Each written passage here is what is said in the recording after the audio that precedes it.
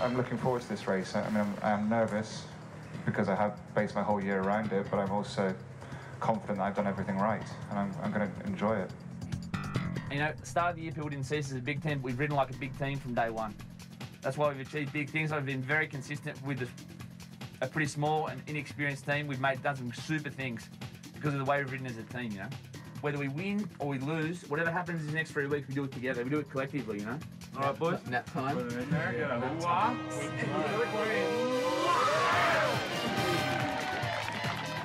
Christian Prudhomme pulls the flag in to indicate that the Tour de France is now most definitely started. Tour de France is 3 weeks, 2,500 miles, and 21 stages. Each race is very high intensity, and the riders are allowed to recover overnight, and then it's high intensity the next day. It's like doing a marathon every day for 3 weeks. I mean, imagine if marathon runners had to do that. I mean, they'd be on their deathbeds by the end of the thing, and that's the way the Tour riders are. As soon as the flag came in at the start of the stage, it was the American on the Garmin-Chipotle team who launched the first attack at kilometre zero.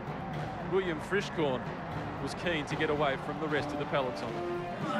Come on, Will. Come on, you're there, buddy. The 4 men have just gone past the official 25-kilometre to go banner.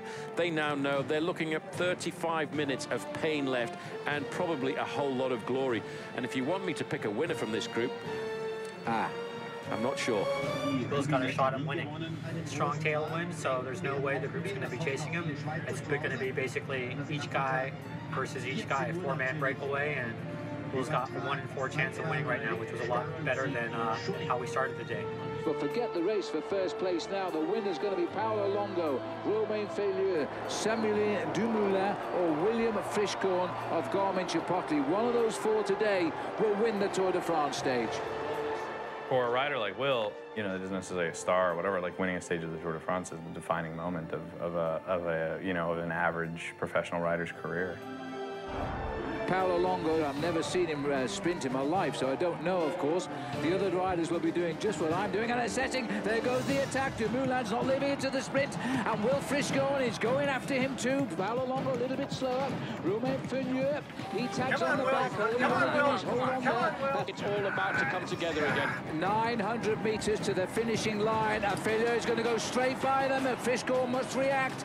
This boy is going to go out on a high in yellow, and as a stage winner, Frischkorn goes again. He drills himself here, but he's taking with him Dumoulin, who may still have some legs left. Forget Longo, he's gone now. This is an awful long kilometre for these rides. Come on, William Frischkorn for Garmin-Chipotle. But on the line, Frischkorn, that was the way we thought, Paul. Dumoulin gets the win. Frischkorn gets second. Feylieu gets third. Good. Did you get sick too? Yeah. Yes. Actually, I'm disappointed. It was an amazing day. All right, I mean, amazing. Attacked literally K0, dove through, we were gone, and oh man. You look so good I thought I had a chance there. And oh man. Did you think of attacking at all?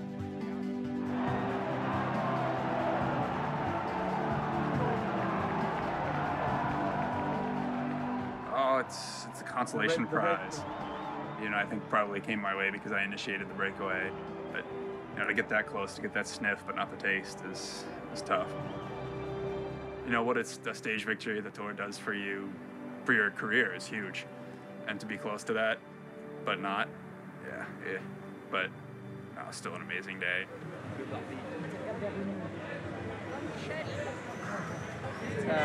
I'm not really nervous for today. You know, it should be a good day. That's actually a perfect lead-in. I'm worried about Magnus. He really hasn't shown great climbing form so far this year. He's got a self-belief that sometimes is a little bit misplaced. You know, say, oh, I'm in great form, but it's not always in great form when he says he's in great form.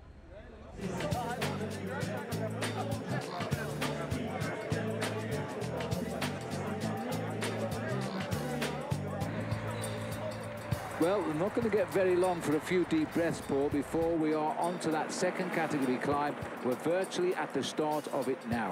Well, when they come into the town of Murat, that's basically, Phil, where the climb starts. So anybody who's missed out's got to get right up to the front.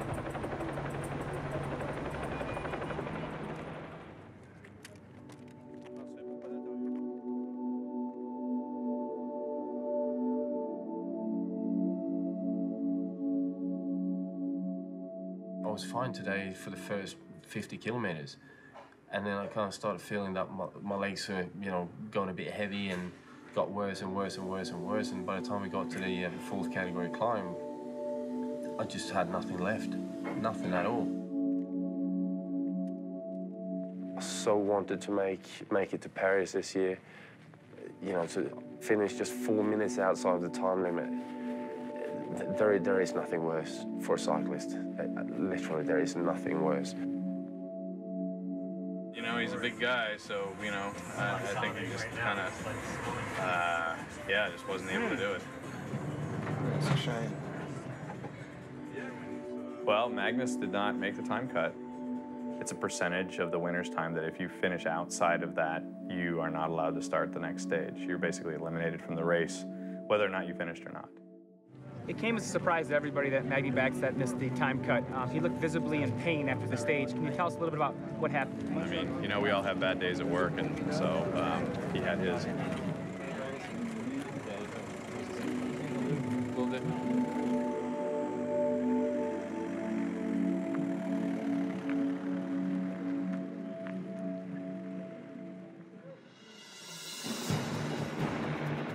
Well, this is one of the legendary climbs of the Tour de France, first introduced into the Tour in 1910 to toughen up the race. It's certainly toughening up the race here in 2008.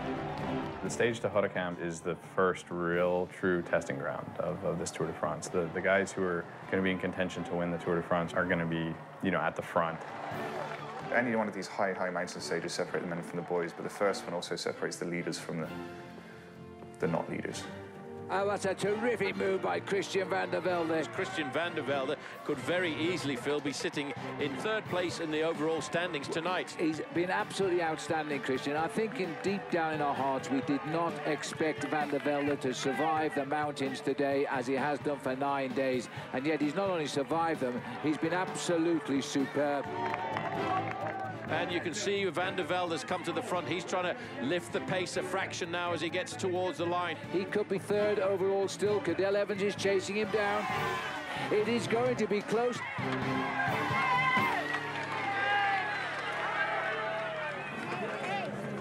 Christian, today you made your day. You were the best climbers in the world. They were attacking you. You were attacking them back. You definitely made your mark on this tour. How do you feel right now? I feel great. I mean, this is what I've been thinking of for a long time, and it's great to finally do it here. Top 3 in GC, Christian. Awesome ride. Thank you. Christian, what's the feeling with Evans? Can I get a little room, guys?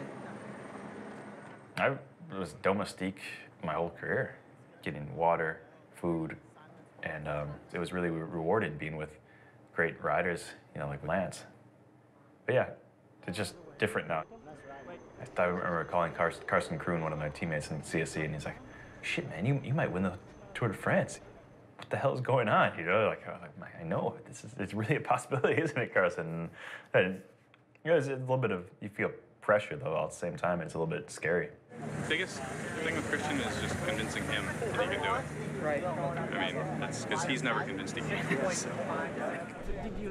Christian van der Velde had the potential from his almost very first day in the bike to win this race.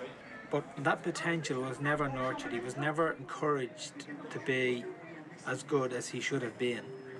Obviously because he was performing in the shadow of, you know, Lance Armstrong.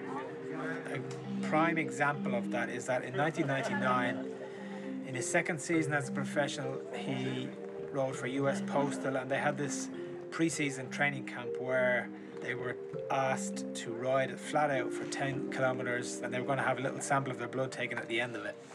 And that sample was tested for lactate, which is an indicator of fitness and indeed of your potential as an athlete. And in that test, Van der Velde finished second, except that he didn't really finish second, he actually won it. And the reason why the numbers were doctored was because the team leader was Lance Armstrong, and the team management didn't think that Lance would take too kindly to this young upstart upstaging him. Supposedly, it just kind of contorted the results a little bit so that Lance won and I was behind him. And just keep confidence, and the more I think about it, yeah, you know, now that I understand how much confidence really does mean to you as a cyclist, I think Johan's a genius. by doing that. To keep Lance's confidence? Yeah, of course. I mean, it's great. I mean, but what did it do to your confidence? I was still psyched that I got second to Lance, man. I was 22 years old, man. The years before, I would have never beaten my whole team. The team has really looked at me as a leader as a team. You know, we didn't have... I think one of the unfortunate things is... I was dropped on the Tourmalet, so I didn't really have any idea what was going on in the race. I rode back down the mountain, got to the bus to find Christian in third overall. And I was like, ooh, what's this? For the first time in his career, he was mixing it up with the very best. It was amazing to see Christian exceeding what his expectations were. And on the same day, that day and the day before, I was just plummeting in my condition. I was just getting worse and worse. And I can remember being extremely kind of in awe of Christian. I was in awe of the fact that what he was doing. And then I was just still kind of also a bit confused at how bad I was and wishing I could be doing what Christian was doing, be where he was in the race. 168 riders on the start line this morning, one not able to start because Barlow World's Moses Duanas had returned a positive drug test at EPO. The gendarmes on hand to take him away for further questioning. His tour and possibly his career is over. Oh shit, and Barlow World have pulled out. What? Barlow World have now pulled out. I figured they would. Yeah. They quit the race? Yeah. Hang on, wait, no, sorry, no, they just pulled out the rider, another team, so reading in French. I thought they were going to pull out for sure. Yeah, they're saying their other riders will continue racing. I was going to say, they promised that's why angry. Promised to quit taking shit. Yeah. Yeah. We promise. Pinky promise. It's a tragic situation. I mean, it's too bad. But I mean, end of the day, like, it's you know, I mean, controls are working. I mean, that's why they test people. Statistically speaking, there may be another one before the end of the tour. And people say to me all the time, like, why are you involved in cycling? You're working with a bunch of dopers, cheaters. What's bullshit is the hypocrisy that exists.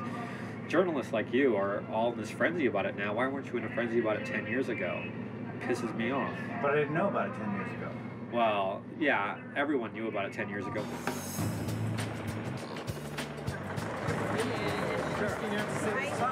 My son made these for you. You just got here today? Yeah, just got here. 47th now. It was really hard for Dave. He's never been anything but a leader. So it was very hard for him to take a step back and see his place on the team during the Tour de France. It was odd, simply because our roles completely reversed, whereas I was the kind of natural leader, if you like. It kind of became that Christian's the leader.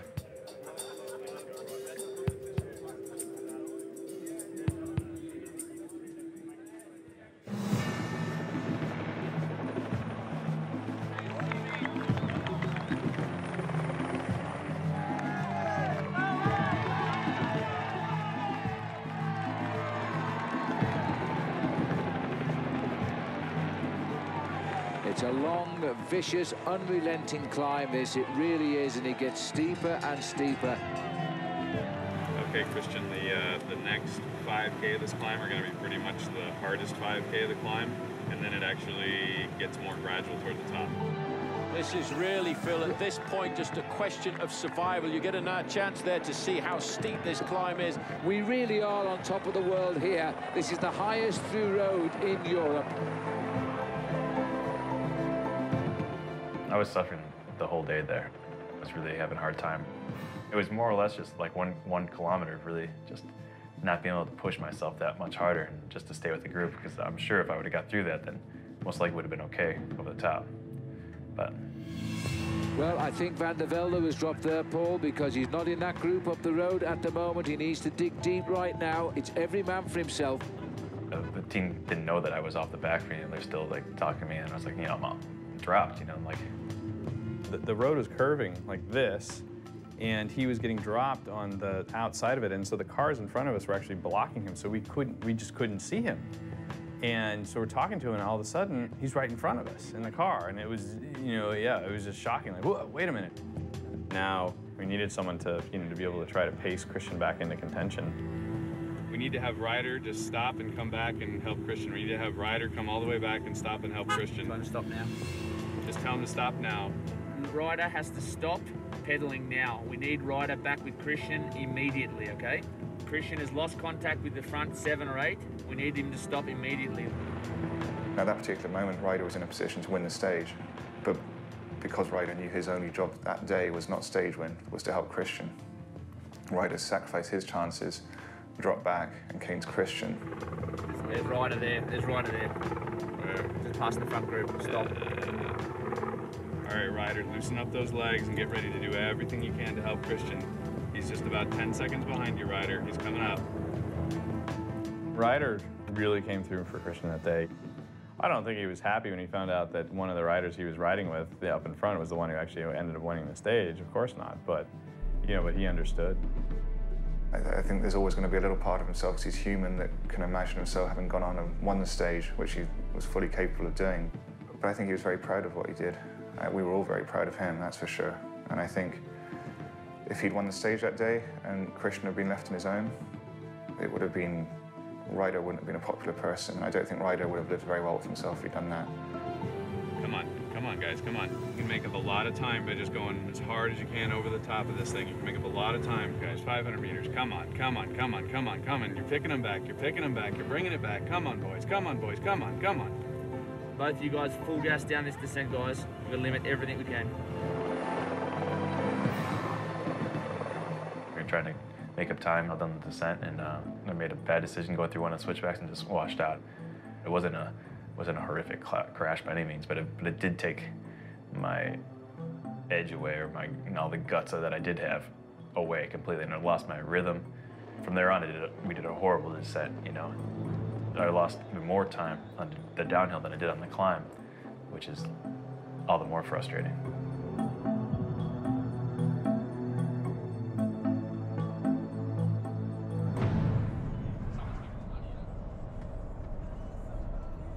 It was a horrible ride home from the race, and I was really upset and disappointed, and I felt bad for the team. I felt bad for everybody, and I felt bad for Ryder for having to sit up. I felt, it was just not fun for me.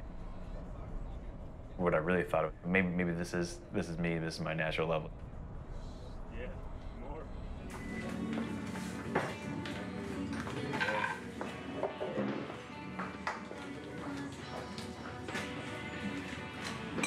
My legs were so bad those first 20 minutes yesterday. I was like, oh fuck. That's why I was spinning so much the rest of the day. The fear. I mean, we were probably like about 100 guys back, and guys are flicking the shit out of each other. Yeah. I'm not losing one more spot. No service. If you have your own he was crying. He was crying. Wegman was crying. I felt so bad, man. He was crying. Yeah, he was breathing so hard. I'm like, maybe it's asthmatic or something. But it's like, no, he's crying. Yeah, I thought he was joking, right? I thought he was oh, I'm not tired, I was pretending. Just didn't ride enough on the rest day. And it hurt him. We told him 3 hours minimum. Yeah. He wussed out of it in the middle of it. Rest days aren't rest at all. Like, you can't rest. As an athlete at this level, like, you take a day off, you're basically fucked for 2 weeks. I mean, you can't, you just can't rest. Like, your metabolism is so revved up. Yeah, fuck, man. We talked about that and talked about it, and then it's like, let's go home early. Like,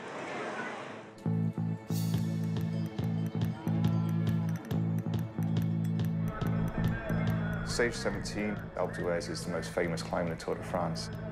It's been the place where some of the greatest battles in Tour de France history have gone down. Going into that, I think we were all very nervous and as to how Christian was going to be. It was a fearful day.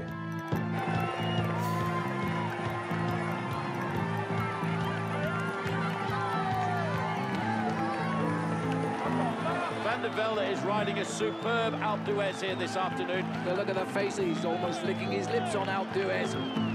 The easy thing is always to say, like, oh, we knew that he wasn't going to be that good, or I knew that he was riding way above and beyond himself the whole time, and he could never hang with those guys.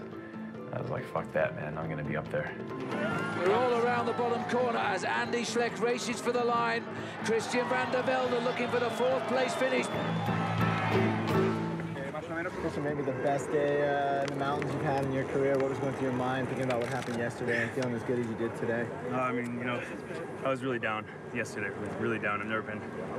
Haven't been down too many times like that in my career, you know, but what are you going to do? You know, I spent half my year in a training camp and ready for my ass off. I'm not going to throw it away now. Yeah, now... He did a spectacular ride on Alpe d'Huez. People were expecting that after he'd sort of cracked the day before that was it, that he was going to, you know, drop down to 15th overall or whatever. And instead of doing that, he really came back with a show of force. So what happens is minus 4% grade. You've got this little flat section right here. I'll say something to you on the radio. It's interesting, you know, the difference between 5th and 6th is a world, you know. It's like the difference between 7th and 8th, no one cares. The difference between 9th and 10th, no one cares. But 5th and 6th, it's a huge difference. My biggest goal is just to come across the line, being completely spent and wringing my body like a towel and saying I could not have gone any faster today. If that means I win the stage or I get 7th place, so be it, as long as I have that feeling.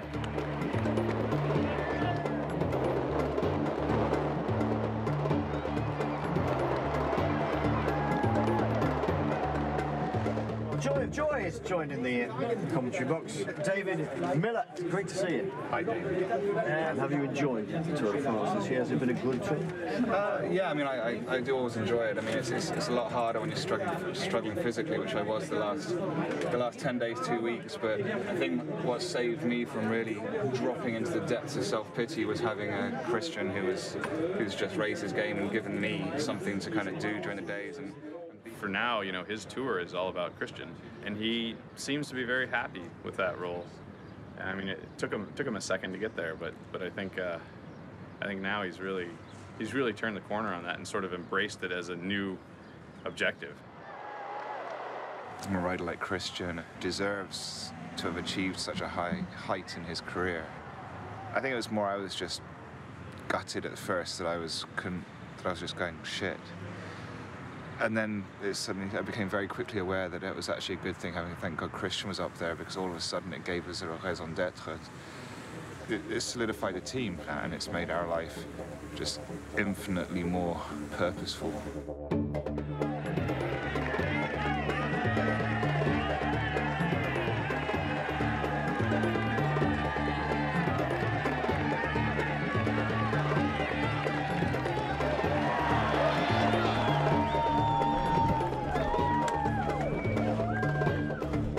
I came across the line and I was pretty spent, and I really pushed myself hard from start to finish, and I don't think I could have gone much faster.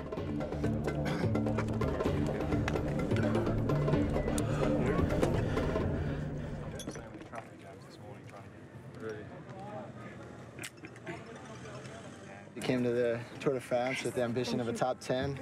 You finished 5th overall. You enjoyed your underdog status coming into this race. Is that going to be lost in the future? I think that's officially gone, but that's fine too. You know, we'll just come to the tour with a different mentality and a different game plan. All right, Christian, thanks. Yeah, thanks. Hold on, dude. Thanks for everything. Next time, in a cooler moment, a month from now, when you're interviewing Christian, remind him that I told him to ride something.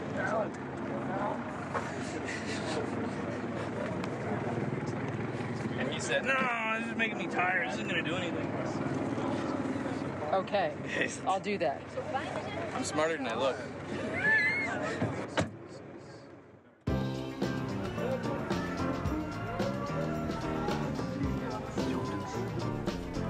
It isn't a day where the overall contenders of the race actually race. Traditionally, it's almost like a parade for the riders. They realize they've accomplished something that almost no one does, and even if people want to, you know, it's just an almost impossible thing to accomplish. I mean, you're, you know, the 99.99th percentile as far as genetic gifts, and you're 99.99th percentile work ethic, and 99.99th percentile in fortitude, and it's pretty hard to come up with a person that's all of those things, and only if you're all of those things will you ever reach the Champs-Élysées. Stage 21, the final stage of this year's Tour de France, from Étampes onto the Champs-Élysées in Paris.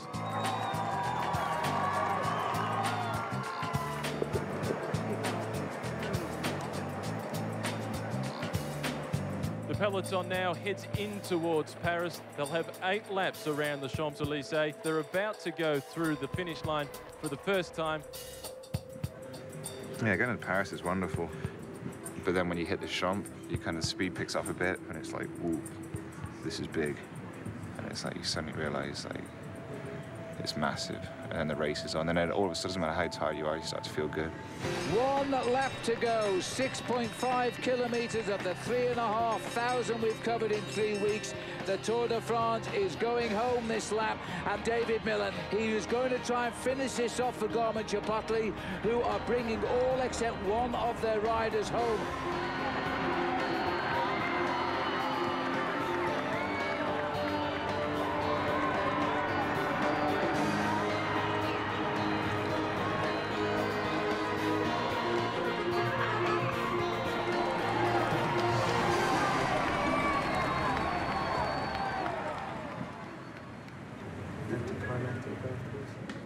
No, it's climatic. That's what it is. It's not anticlimactic, it's fucking incredibly climatic. And it's just... It's about the most climatic thing you can ever do. Cheers, old boy. Cheers, old boy. Good to see you.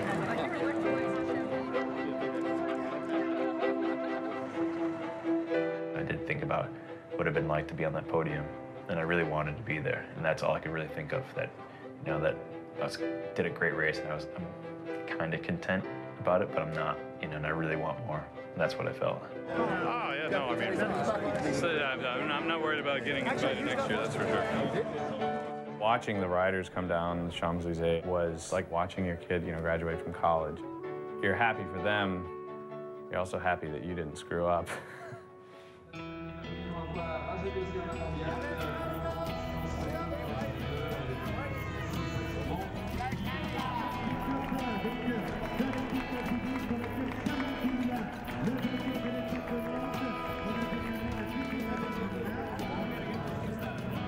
It was the most gratifying Champs-Élysées lap of honour I've ever done, that's for sure.